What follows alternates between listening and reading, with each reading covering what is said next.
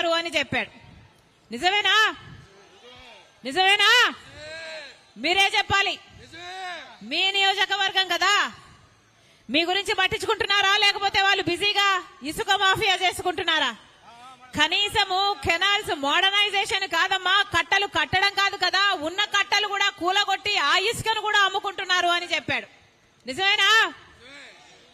ఇది ఎక్కడ పరిస్థితి అన్నా అని అడిగాను.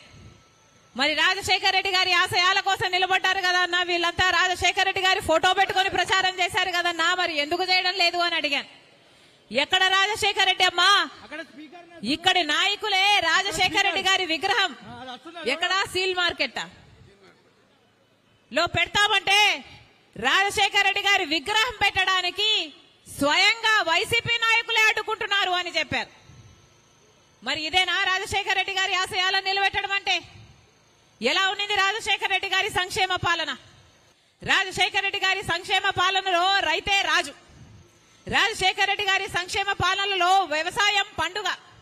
ఆ రోజు రాజశేఖర రెడ్డి గారు ముఖ్యమంత్రిగా ఉంటే రైతులకు రుణమాఫీ చేశాడు. రైతులకు ఏ కష్టం వచ్చినా ఆదుకున్నాడు.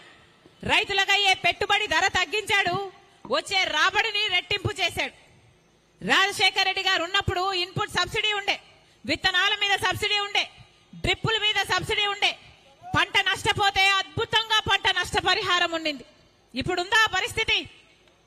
ఇప్పుడు కనీసం పంట నష్టపోతే, పంట పండిస్తేనేమో గిట్టుబాటు ధర రాదు, పంట నష్టపోతేనేమో కనీసం బీమా కూడా రాదు, కనీసం పంట నష్టపరిహారం కూడా ఇయ్యని ప్రభుత్వం జగనన్న గారి ప్రభుత్వం.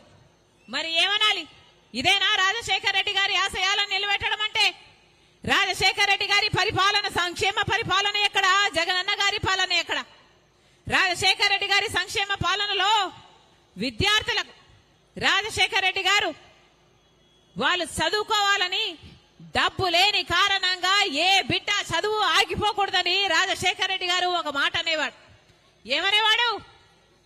మీరు ఏది కావాలంటే అది చదువుకోండి, మీరు డాక్టర్ అవుతారా, మీరు ఇంజనీర్ అవుతారా, మీరు ఎంబీఏ చేస్తారా, మీరు ఎంసీఏ చేస్తారా, మీరు ఏది కావాలంటే అది చదువుకోండి, ప్రభుత్వమే ఉచితంగా చదివిస్తుంది అన్నాడు రాజశేఖర రెడ్డి గారు.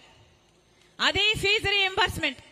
రాజశేఖర రెడ్డి గారు ఉన్నప్పుడు ఎంతమంది పేద బిడ్డలు డాక్టర్లు, ఇంజనీర్లు, ఎంబీఏలు, ఎంసీఏలు లక్షణంగా చదువుకున్నారు, ఈ రోజు లక్షణంగా ఉద్యోగాలు చేసుకుంటున్నారు. ఇప్పుడు ఫీజు రీయింబర్స్మెంట్ లేదు. కూలీ నాలీ చేసుకుని కన్న తల్లిదండ్రులే వాళ్ళ డబ్బులు కూడబెట్టుకుని అప్పులు చేసి ఆ బిడ్డలను చదివిస్తే కనీసం ఉద్యోగాలు వస్తున్నాయా అంటే ఉద్యోగాలు కూడా లేవు. ఈరోజు మన రాష్ట్రంలో 19 లక్షల మంది విద్యార్థులు చదువుకున్నారు కానీ ఉద్యోగాలు లేక నిరుద్యోగంతో బాధపడుతున్నారు. చిన్న చిన్న ఉద్యోగాలు, ఆఖరికి 10,000, 12,000 ఉద్యోగాలు చేసుకుంటున్నారు అంటే మరి ఆ పాపం ప్రభుత్వానికి కాదా? ఎన్ని ఉద్యోగాలు వేశారు? ఎంతమందికి భర్తీ చేశారు? ప్రతి సంవత్సరము జాబ్ క్యాలెండర్ అన్నాడు జగనన్న గారు. జనవరి 1న జాబ్ క్యాలెండర్ విడుదల చేస్తానన్నాడు. ఎన్ని జనవరి 1 అయిపోయింది, ఎన్ని జాబ్ క్యాలెండర్లు విడుదల చేశారు? కనీసం 5 సంవత్సరాలలో ఒక్క జాబ్ క్యాలెండర్ అయినా, జనవరి 1న ఒక్క జాబ్ క్యాలెండర్ అయినా విడుదల చేశారా? కనీసం ఈ 5 ఏళ్లలో ఒక్కటి గ్రూప్ 1 ఉద్యోగమైనా వచ్చిందా? అంటే మన ఆంధ్ర రాష్ట్ర బిడ్డలు కనీసం గ్రూప్ 1 ఉద్యోగాలు చేయడానికి కూడా అర్హులు కారా? మరి ఇదేనా రాజశేఖర రెడ్డి గారి ఆశయాలను నిలబెట్టడం అంటే? ఎక్కడ రాజశేఖర రెడ్డి గారి సంక్షేమ పాలన ఎక్కడ? జగనన్న గారి పాలన ఎక్కడ? భూమికి ఆకాశానికి ఉన్నంత తేడా లేదా? ఏమన్నాడు జగనన్న గారు?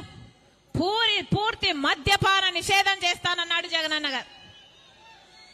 5 ఏళ్లలో పూర్తి మద్యపాన నిషేధం చేస్తానన్నాడు. అసలు మద్యం అన్నది ఎక్కడా లేకుండా చేస్తాను, ఆ తర్వాతే వచ్చి మీ ఓట్లు అడుగుతాను అన్నాడు జగనన్న గారు. నాకు మేనిఫెస్టో అంటే బైబిల్, ఖురాను, భగవద్గీతతో సమానం అన్నాడు.